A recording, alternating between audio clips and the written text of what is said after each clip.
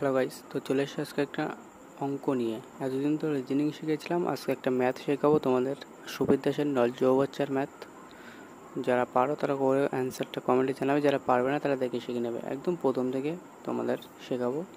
তো আজকে এক দাগ থেকে শুরু করব। তো ভিডিওটি শুরু করার আগে বলছি, তোমরা অবশ্যই যারা ভিডিওটি দেখছো তারা লাইক, শেয়ার এবং সাবস্ক্রাইব করে পাশে থাকো এবং আমাকে সাপোর্ট করো। আরও নতুন নতুন মজার রিজনিং এবং ম্যাথ তোমাদের শেখাবো। তোমরা যাদের কোনো যে চ্যাপ্টার প্রবলেম আছে কমেন্টে জানিয়ে দেবে, তাদের সেই প্রবলেমটাকে আমি সলভ করে দেওয়ার চেষ্টা করব। তো চলো ম্যাথটা শুরু করা যাক। দেখো এক দাগ কী বলেছে, একটি খালি চৌবাচ্চা এ ও বি নল দিয়ে যথাক্রমে 30 ঘন্টা ও 45 ঘন্টা পূর্ণ হয়। নল দুটি একসঙ্গে খুলে দিলে কতক্ষণে খালি চৌবাচ্চাটি জলপূর্ণ হবে। তো আমাকে দুটি নলের কথা বলেছে, সেহেতু আমরা এ নেবো, একটা বি নেব। প্রথমটা বলেছে 30, দ্বিতীয়টা 45। এবার এদেরকে লসাগু করবো আমি, ঠিক আছে।